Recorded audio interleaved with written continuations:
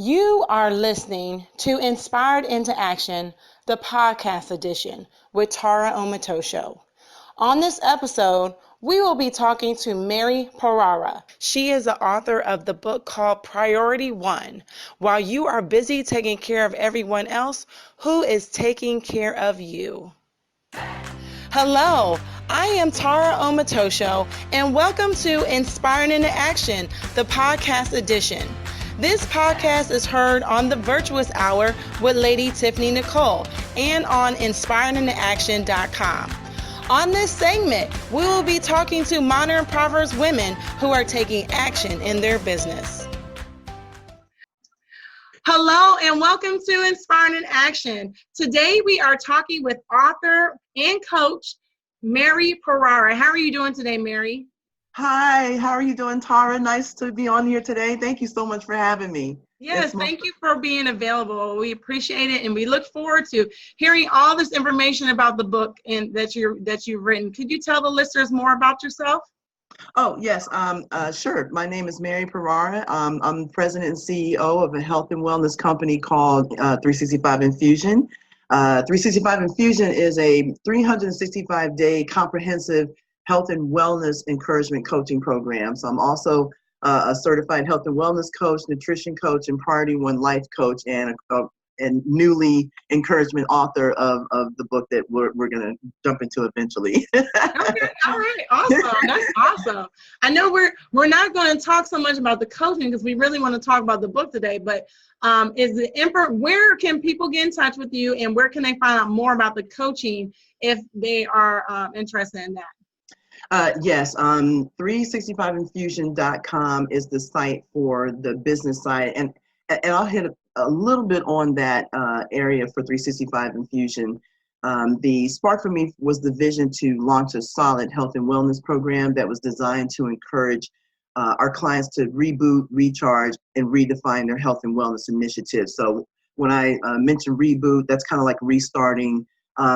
Basically, it's just like a computer. Every now and then it stops working, and we either need to do a soft reboot or restart, or we may need to shut it all the way down and start it back up. And so our health goals can kind of be the same way, so it's totally fine if we need to reboot, but that's what the program does, the 365 program does. And then that's one phase, reboot. So another one could be recharge. Recharge is like just trusting and embracing the phase of the journey where you're on your way, but you're subject to hit a plateau, and then that can kind of throw people off sometimes. And so that's the recharging phase. And then redefine is I've made it, I've gotten to where I need to be, but I need to establish some new changes with a new mindset. So that's what redefine does. But basically that's the coaching aspect of the company.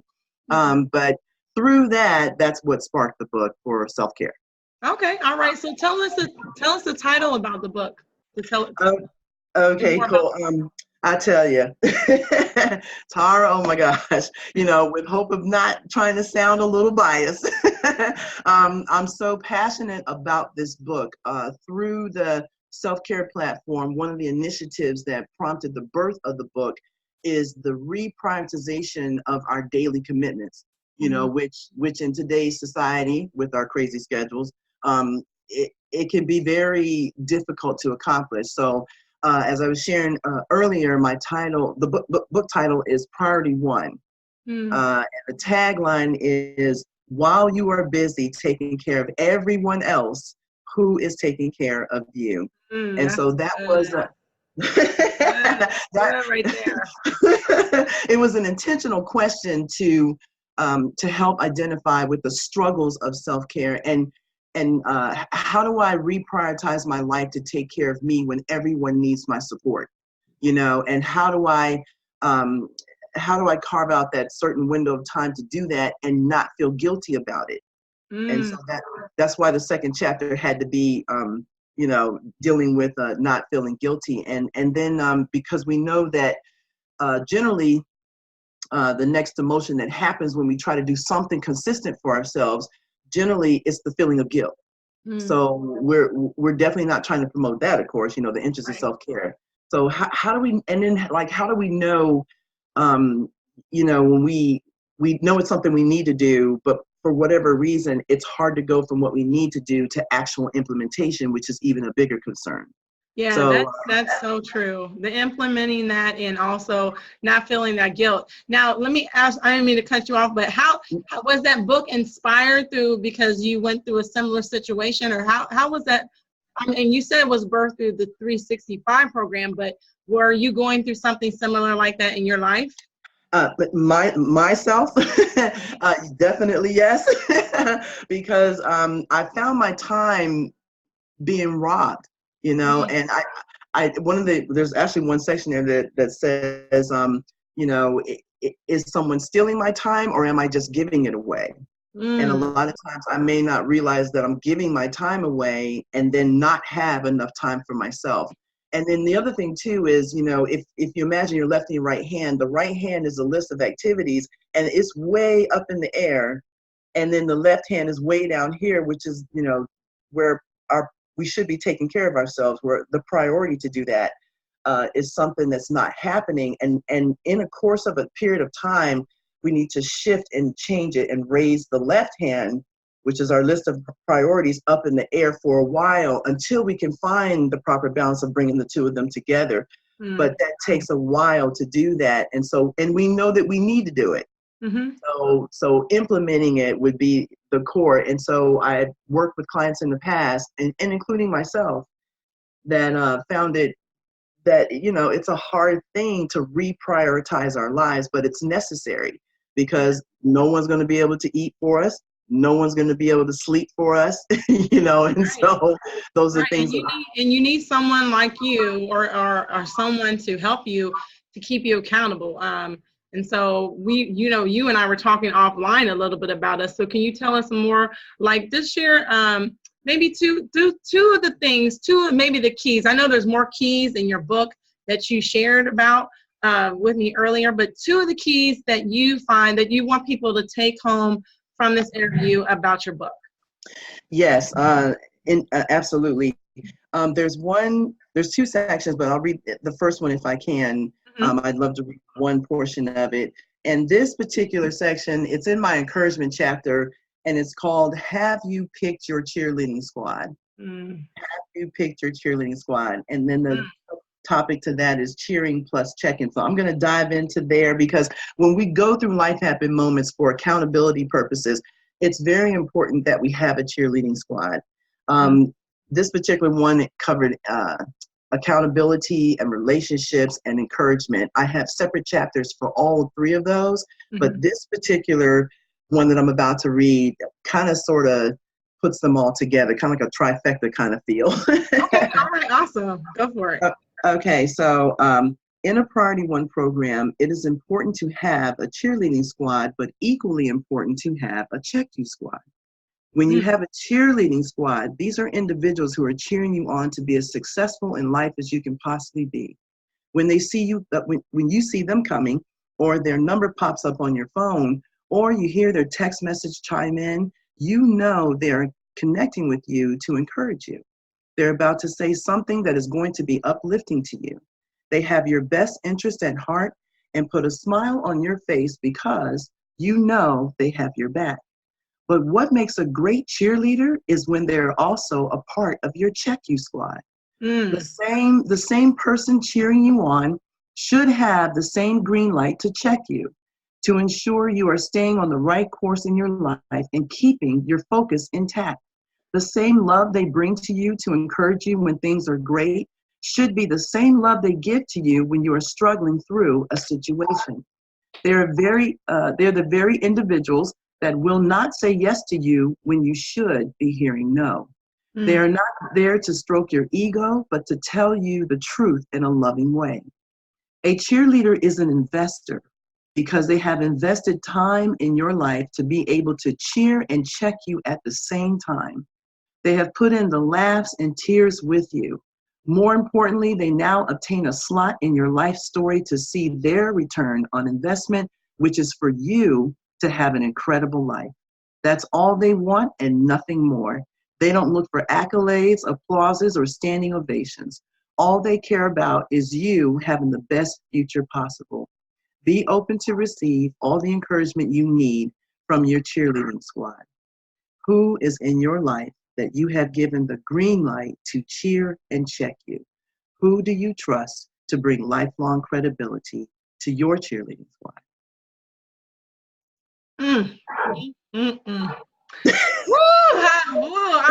I'm writing notes down here like, ooh, this is so good. And all of that was so good. But the thing that I wrote down was I underlined was investor.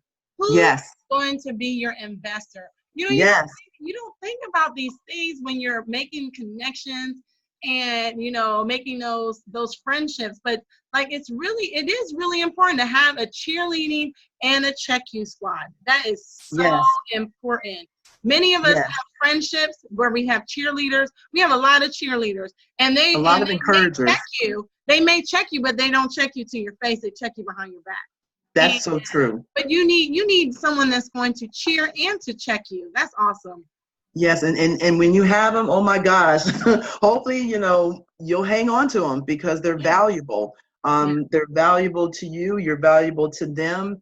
And then giving them that green light also helps too, because then they're even more transparent with you, and then vice versa. So that was one core area which again covers. It's in the encouragement chapter, but it covers accountability, it covers relationships, and it covers encouragement all in one. And so I wanted to make sure I shared that one. Yeah. And then the other one. I'm going to ask you a question though, real quick before we go to the next one. Yes. Do you think that happens over having a conversation with people, like really sitting down with whomever you're going to have a friendship with and letting them know that this is what you want from the relationship or this is what you're looking for? Do you think that that's an effective way? How do you find, or how do you suggest someone to find that cheerleading and that check you person? How can one find one of those people? I think initially when a person's cultivating a friendship, I believe that part of it will become organic early on. You know, the transparency of a friendship, it's going to develop into whatever it's going to be. And within the course of that transparency, when we start to see the organic of the relationship happen, you'll know, like there's the old saying, you have friends for a reason, friends for a season, and friends for a lifetime. You'll know who that individual is going to be eventually, the one that may have came in for a reason, but they turned into a friend for a lifetime.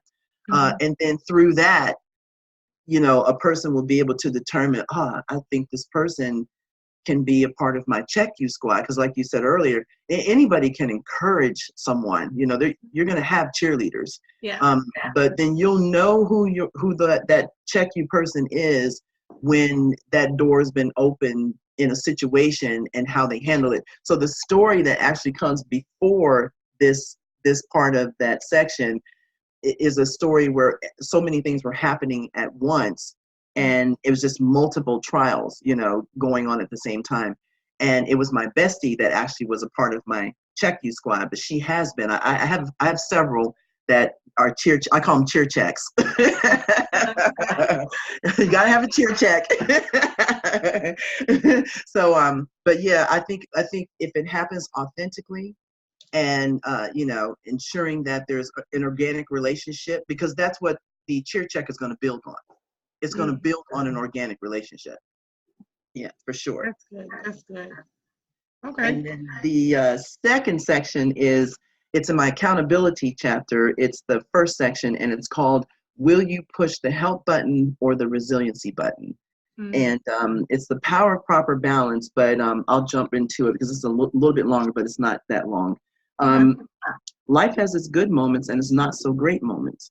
On a daily basis, we will encounter making choices for every situation.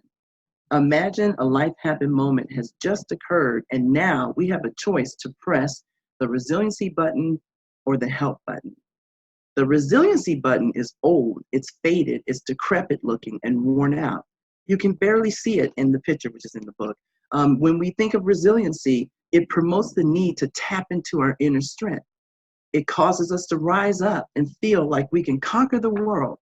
Resiliency will allow us to walk through a difficult process with the intent of keeping our head up high and towering above our circumstances.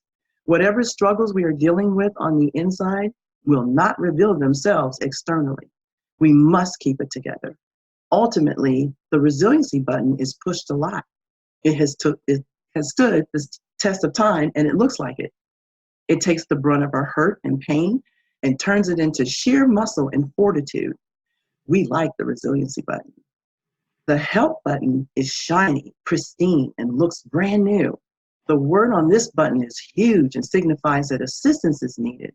This particular button tells someone that whatever a person is walking through, they will not be able to do it alone and will definitely require support.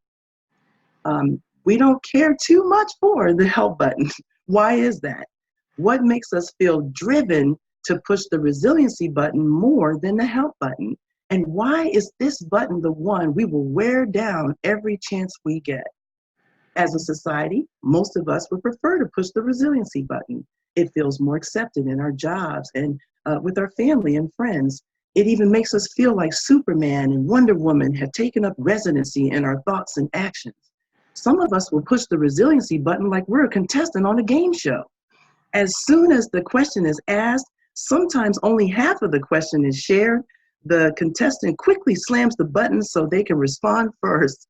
As soon as someone asks us how we're doing, our immediate response is that we're doing great, when in reality, we may have had the worst day ever. Mm-hmm. There is absolutely nothing wrong with having a good dose of resiliency in our lives to carry us through our difficult times. But what if the resiliency button was, quote, overused, and we didn't even realize it? No, everyone doesn't need to know all the tests and trials or details that we're walking through. But what if someone we trusted in our circle wanted to know what we were doing, and our life is great response sounded like a pre-recorded message that we struggle to erase? The help button does not reflect that we are weak and needy. It means we are willing to receive the accountability and support to help us walk out a process in the moment. We understand the sooner we ask for assistance, the faster we can heal and move on. When we consistently press the resiliency button during the times we shouldn't, we hold hostage to it. Pushing the help button will require us to release our internal thoughts and increase our vulnerability about how we feel inside. It will also cause a person to relinquish the need to handle life solely by themselves. Sometimes pushing the resiliency button can put a temporary Band-Aid over the issue, but pushing the help button can be where the true healing exists. Do we want a Band-Aid, or do we want to be healed? Of course we want to be healed. So now may be the time to consider wearing out the help button a little bit more. Push the help button and get the support you not only need, but also deserve. A Priority One lifestyle will require a healthy balance and support from both buttons as needed. That's so good. That's good too. Those are like huge nuggets. I mean, and you know what, and I was listening and I was hearing myself in that, because I often push the resiliency button when I should push the help button. And I know that when I finally push the help button, it gets done. Like you said, it gets done a lot quicker, a lot faster, and then I would say, why do you just tell me? Like, whatever it is, whatever problem we're facing. And I think it's just like something, maybe it's something that's innate within us that we just want to try it ourselves. And, we keep falling until, we hurt ourselves bad enough that we're like, oh man, I finally need to ask for help. What do you think? Yes, I think in a Priority One, well, I call it a Priority One lifestyle, because it's the mindset change of shifting from finding what is it that I need to actually do myself versus something that I can actually delegate. And then going between the two, because in society and in life, we have a mindset of thinking that I got to keep going. I have to keep moving forward. A person could be sick, and it's like, no, I just have to keep going because I have to do this. And there are some things that the person needs to do that they actually need to do, but then there's other things they can literally delegate. Yeah. And so finding out what that is within that time frame, or within that, I call it a Priority One 365-day time frame, because again, we're so, as a society, we're so used to having something where it's either microwave fixable, within seconds. And then our mindset begins to think that that's supposed to be that way throughout every circumstance, every trial, every test. We're supposed to have a quick fix to it. And some things are just not meant to be a quick fix. Tara, do you mind? I just wanted to kind of introduce to the listeners what the titles are to the chapters that are in the book. Is that okay? Yeah, go ahead. Oh, fabulous. Go ahead. That's awesome. So chapter 1 is It's All About You. And then just a couple of sections in each. Chapter 1, which has It's All About You, has Changing My Mindset and Focus on Me. That's one section. And Complete Overhaul versus an Occasional Tweak. Because sometimes when we're trying to, either introduce or redefine self-care, it may just be an occasional tweak in some areas, but in other areas, it may be a complete overhaul, like a total overhaul in a particular area. I need to just start completely over. Yeah. And then chapter 2 is Leaving the Guilt Behind. And so sections in there is like, it's okay to enjoy me time. And then where did this guilt come from? And then chapter 3 is relationships. And then there is like articulating the type of support needed from my loved ones. Do I articulate what I need from them? And then another one is, am I hanging on to toxic relationships that are unhealthy for me? Because again, in self-care, is somebody, am I basically hanging on to a relationship that I shouldn't be hanging on to? Accountability is chapter 4. And I just read a little bit of where you push the help button or the resiliency button. But then there's another one called accountability versus judgment. Is this accountability that I'm receiving, does it feel like I'm being judged? And so understanding the difference between accountability and judgment.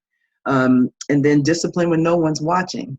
How is my discipline in my life when nobody is watching? Yeah.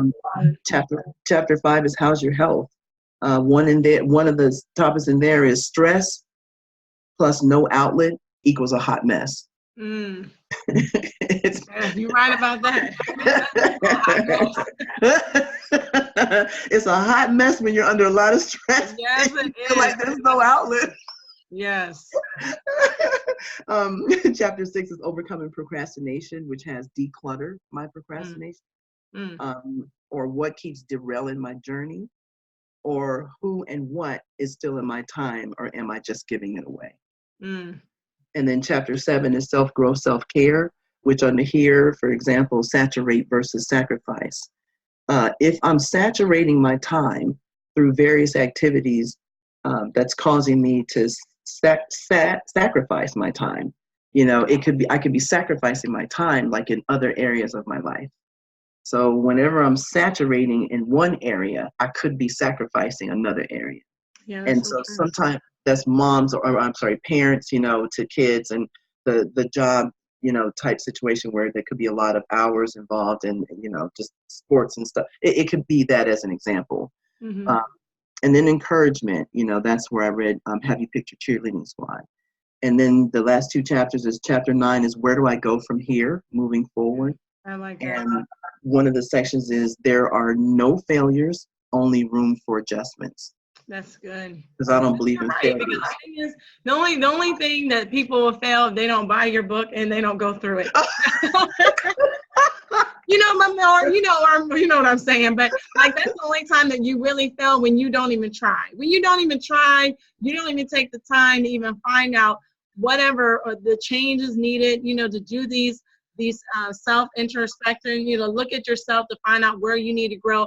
That's really where when you find that you're going to have the problems. That's when the problem's going to appear, when you're not trying to work on yourself to be better. Yeah, because the main thing for here is that once we take that time out to find out what the adjustments are, what are they that I need to pursue in my life right now, then the last chapter is Finish the Race and Launch. Because now I understand in the other chapters, where I am in terms of self-care. I just need to finish this race and launch. And And so one of those sections is finish what you start. And so, you know, this is where we focus on finishing, you know, what we have set out to accomplish, really trying to reach our goals. Because sometimes we can set a goal, even if the goal is achievable, and we'll still struggle in certain areas. And before you realize it, we have just decided, oh, I'm just going to start over next year. Or you don't even decide to start over. You just push it in the background and you keep moving forward, and whatever is comfortable, or allowing people to, like you said, rob your time, or whatever it is, whatever you were doing before, you don't even try to change. You just revert back to the current situation that you're experiencing. That is so true. That is absolutely true. This is so good. Now, you did share a little bit in the beginning, but share again, where can someone go purchase this book? They hear this and their spirit is being, heightened, or saying, I need to buy this book. Where can they buy this book from? Oh, thank you so much. It's on my website. It's www.yourpriority1.com. So it's YOUARE, the word priority, the number 1.com. And that's where they can purchase the book as well as the ebook. Both are available there. And then of course all of my social media handles are on the site as well. If anyone desires to contact me, and then my phone number is on there too, and an email. Oh, awesome. Man, it even sounds like you need, I don't know if you have this, but like a Priority One group where people just are going through this. Is that something that you offer, or, you know? It's so funny. It wasn't called Priority One. It was actually the 365 Infusion portion. But that's okay. That's okay. But it was like literally 1 year groups that I had, just encouraging people to, you know, carve out that time that's necessary to focus on them, because a lot of times we may not know how to do that. Right. And then, you know, even mentioning 365 days, for some, it may sound like it's a lot of time, but it's really not. It really is not. And so when they were going into this group, it was the 3 1-year programs for 3 years. So it was 3 1-year separate groups, but 3 1-year programs. And when they went through the process, you know, the main thing was, how do I focus on me? Mm-hmm.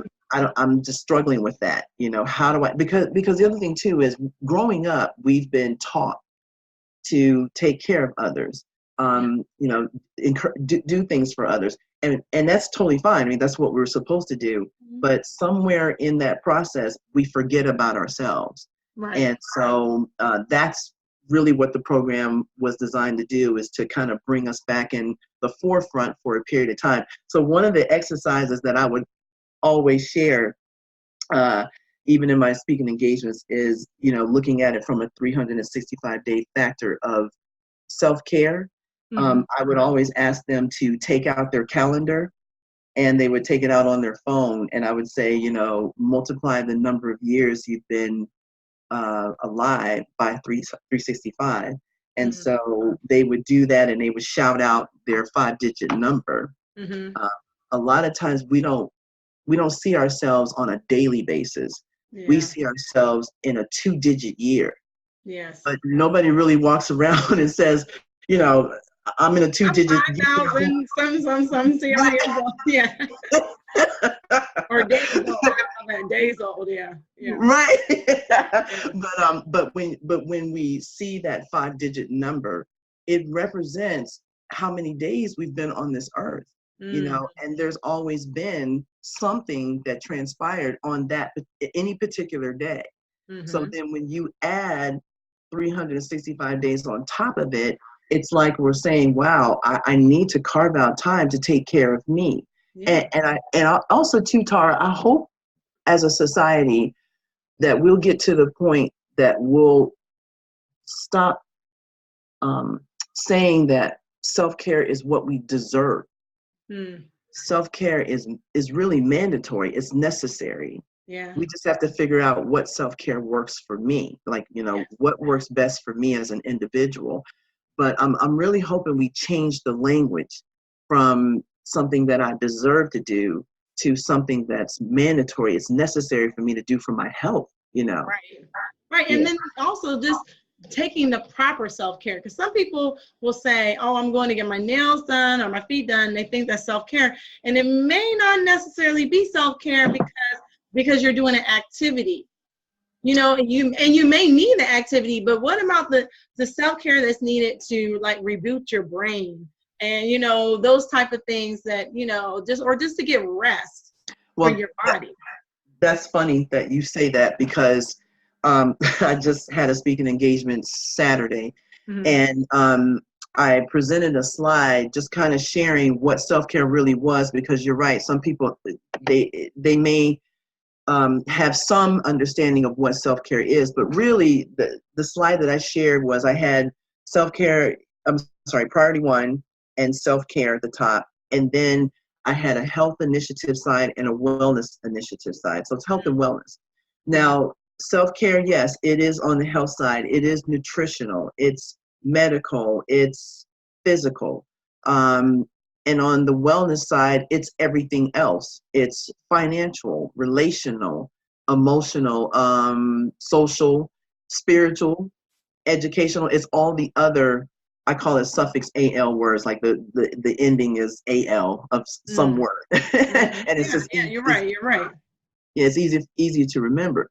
But, you know, like you were saying, even for nutritional, it could be what we eat, when we eat, and the quantity of what we eat. Right. So I was sharing with the group the power of 1. When you implement self-care into your life, you're not trying to change everything. You don't want to change everything.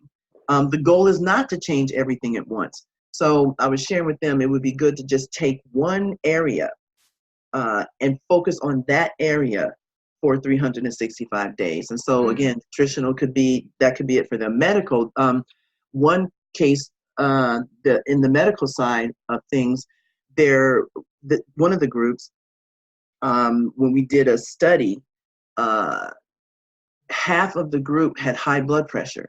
This was medical section, and it was a Know Your Numbers class. So half of them had high blood pressure, and out of the ones that had high blood pressure, half of those also had prediabetes or type 2. Oh, wow. And then out of the ones that had high blood pressure and prediabetes and type 2, half of those also had high cholesterol. So there were individuals that were walking around that didn't know that they had all 3. So it was a good opportunity to say, well, you know what? My one thing I want to focus on this year, you know, is medical. I need to be more aware of what my numbers are. And then I need to connect with my doctor, because my doctor and I were supposed to be a team. So let's get together and conquer whatever area is causing medical issues in my life. So they did not know that they had these numbers before coming to your seminar? Some of them did not know that they had the numbers. Some of them were aware that they had the numbers, but one of the requests that I had asked is for their numbers to be 4 months, or, you know, current to 4 months, like the most recent 4 months that you can provide or your doctor can provide. And so they may not have known what their current numbers were, and we had an opportunity to go through it. But some of them did, and some of them had an opportunity to secure their information. And when they did, and we all had a chance to, I didn't share what other individuals' numbers were, but collectively as a report, they were able to see, you know, where the group study fell, which I thought was phenomenal. And then physical, you know, physical is another thing. We're not out here trying to run a marathon, you know, but what works for me, maybe some people like to walk.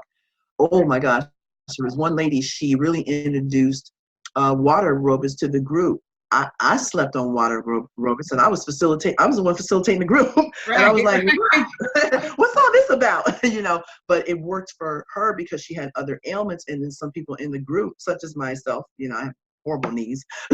And it's a low weight bearing exercise. Weight bearing. Yes. And so, and she lost over 70 pounds in that group because, you know, that was part of her goal. But people have different goals, you know, so that's the health side. The wellness side, one thing, financial, you know, it could be, I want to buy a house or I want to buy a car, you know, let me look at my credit and see where I'm at. Oh, there's one credit card I can start tackling right now. Just one. That's it. And then relational. Oh, I haven't connected with Nana and Pop for a while, or I haven't connected with a sibling or another family member or a friend. This could be the year to reconnect. One person, just one person. Yeah, it's real. I mean, we talk about, sometimes we don't even talk about it, but it's real. I was just reflecting on, I hadn't seen one of my cousins in over 15 years. Because he moved around a lot, and he lived on the West Coast, and we don't get out that much.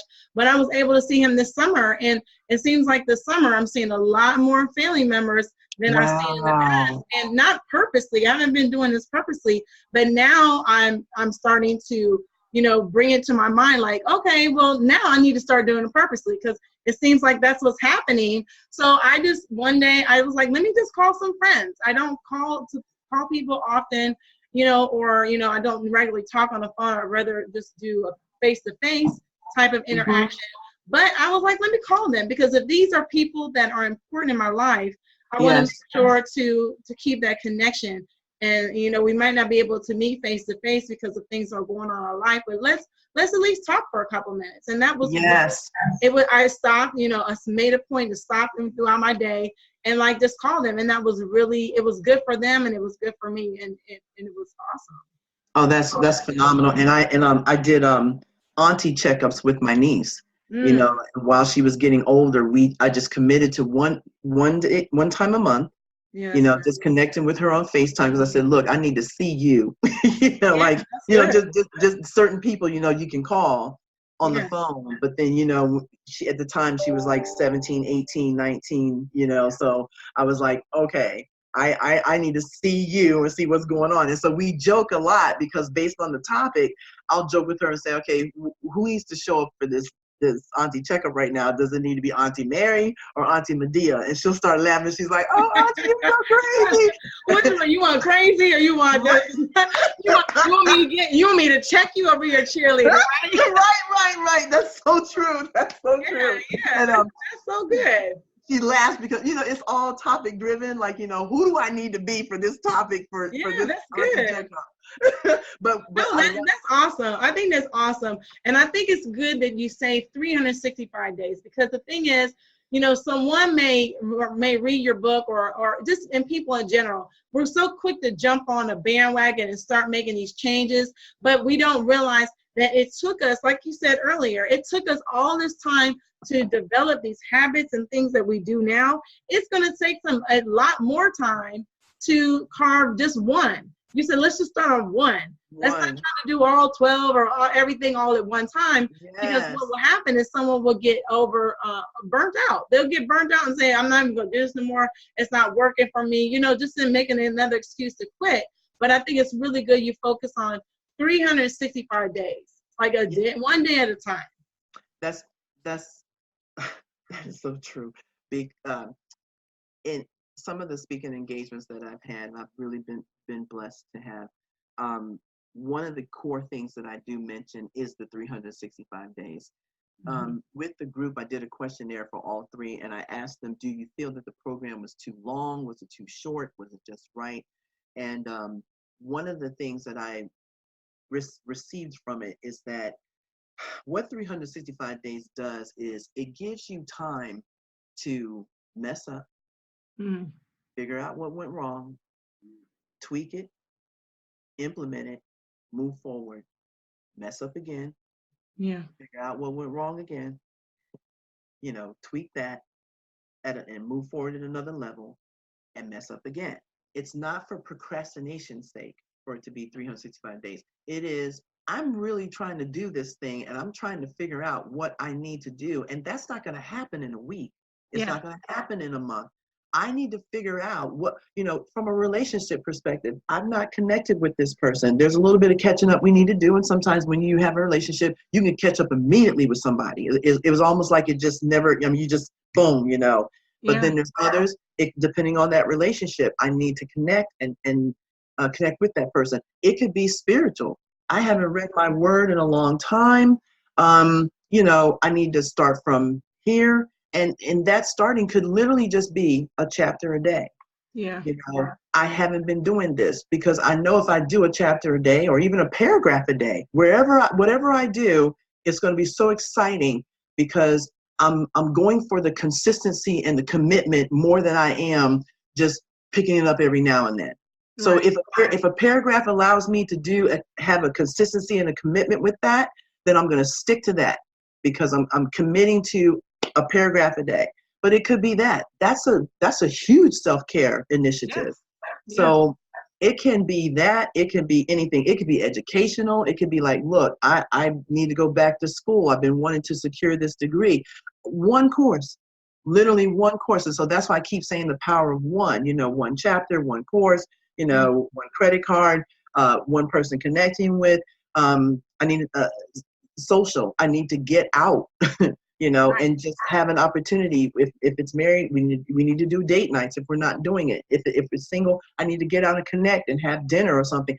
It doesn't need to be something that's going to break the bank, but I need to do one time a month, or, one time every other week.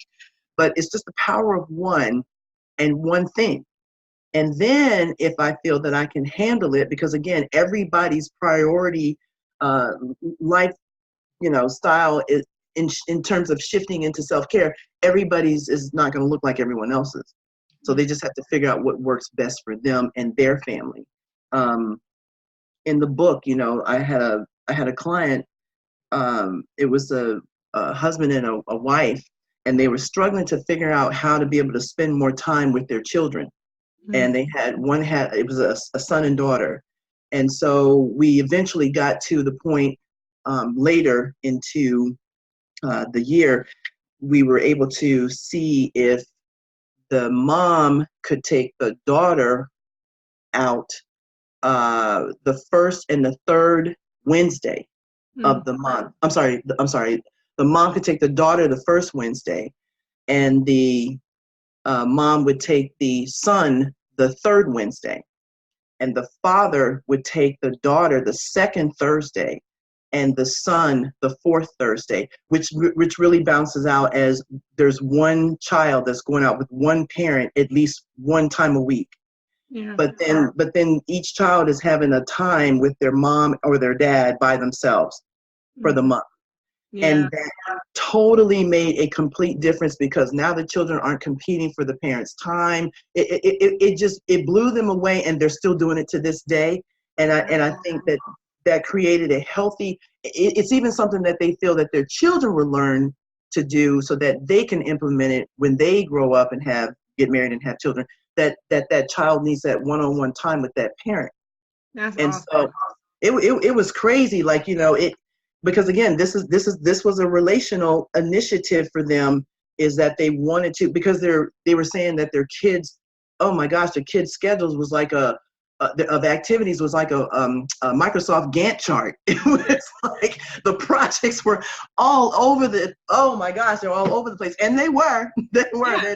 But it's like, even sometimes, even if they're not, just making that a priority. I mean, you were all in my street, and I'm like, I need you to turn another lane, because I have 4 children. And so it's like, I mean, that time is, and that's something that my husband and I talked about doing, trying to implement, and it's just really, but you're right, like just making one of those things a priority. I think oftentimes, as hearing you talking, I'm just like, man, I was like, I need to get your book. I'm like, I need to really, write down, and we need to carve out what's one priority we're going to work on, and get it right for a year. I think that's one thing that I don't do well, is I try to take on too many things at one time. And I think what you're saying, what I'm getting from this whole conversation, I hope this is what the listeners are getting, is it's okay to take one thing at a time. Yes. One thing at a time. Let's do that one thing well. Whatever it is. Well. Yes. You're absolutely right. I'm hearing you, Mary, and I'm like, I need you to get off my street, but I need you to get off my street. You know what I'm saying? It's like I need you to be on it, but I don't want to. Look, let me tell you, real talk. Look, I had to have all these streets dealt with before this book was written. Trust me. So all of these areas at some point in my life, believe me, I've hit them head on. So I get it. But that's awesome, and that's what people need. They need the realness of that, and that was very real and transparent. Like, look, I had to go through all these things myself before I even put the book out there, because there's so many people that talk about self-care and talk about these things, but they're not living it, and they haven't done it. You know, it's just a cliche or something that they say, but you're like, no, I did this stuff, and I can help you do the same things. Yes, the whole nutritional, medical, physical, financial, relational, all of those I've hit. Oh my gosh, over my lifetime of just, things that life having moments, when you have those life having moments, and it really depends on when you have them. It depends on how you deal with them and what's the best way to handle it, but we don't have to handle it all at the same time. Right. And because that's what can become overwhelming, and then we'll want to quit this, quit that, and and all the while, if we'd have just focused on one thing, one thing. Push the help button. Yeah, push that help button. And say, hey, I need help with this. You get Mary's book and you push the help button and say, hey, help button. I need your help, because you do. I mean, I'm just like, oh my gosh. You just don't know what you're doing over here to me. I'm like, but this is good though. It's been good. And I'm sure, and I hope the listeners are feeling the same way too, because these are things that we all need. We all need this in life, and we need to be able, I'm glad you read that chapter about the help button, because this is the time that you need to be pushing that button. Don't be resilient in this situation. No. In order for you to change and to be the best person that God created you to be, you got to push the help button. You got to get this book. Where can we get the book one more time? Oh, I'm sorry. The book is on my site at youarepriority1.com. That's YOUARE, the word priority, the number 1.com. Yeah, we got to do this right. We got to do this right. So, this has been great. I know that we could talk for hours and hours, but I wanted to ask you one last question. And then, just if there's anything that you can leave with the listeners, and you left a lot of stuff, but what can you leave from this interview that will help them to make a change in their life, or cause them to do something different? What are some parting words that you want to share? I would love to part with 2 words. Okay. And I know people are probably going to think it's self-care, but it's not. The 2 words I would like to part with is you matter. You matter. Whether you know that or you feel that it's something that whether it could be possible you might not have heard it in a while, but just to reflect on those 2 words, you matter. And the reason why I'm saying that is because you have to matter to you before you can truly begin to implement self-care. Amen. And so we don't want to lose our identity through these processes of what we're walking through. It can be on a day-to-day basis, and we're starting to lose a little bit of ourselves by all of the things that's on our list of to-dos. But at the end of the day, if we keep the focus that you matter, hopefully that will allow you to engage into self-care at another level. So that's what I definitely wanted to share. And the other one? That was it. Just the 2 words. But I will also add, okay, I got you. Right? I thought it was 2 things. I was like, what's the next one? But no, that was the mouthful right there. You matter. You're right. Literally 2 words. I got you. But no, it really does tie into just implementing self-care. But it's how the person sees themselves.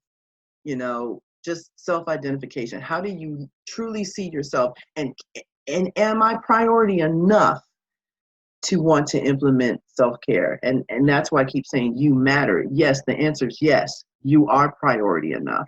But just please make yourself priority 1. Take care of yourself. Because, in addition to people needing you, you need to ensure that you keep in mind that you matter. You matter. Thank you, Mary, for being a part of Inspiring in Action and this podcast. I really appreciate you taking the time out to talk with our listeners. We got so many good nuggets from you, and I just hope that this conversation with them, or this introduction with them, continues through them purchasing your book and going to your website and getting connected. Thank you so much, Tara, and thank you so much for having this platform. Because, when we inspire to try to help and support and encourage, it's always good to be able to reach out to others. And this was another avenue to do it, a very important avenue. And so thank you so much for having this platform to allow me to be able to come on and share information with the listeners. I'm most grateful for that. I truly, truly am. So thank you so much. Awesome. Thank you. Have a good one. You too. That's all we have time for today. To hear the full interview, visit inspireintoaction.com. Thank you for listening to Inspiring into Action, the MPW edition. This special podcast is heard on the Virtuous Hour with Lady Tiffany Nicole. Inspired into Action is here to influence, train, and encourage you to take action in your business by sharing stories about female entrepreneurs all around the world to provoke you to take action in your business today.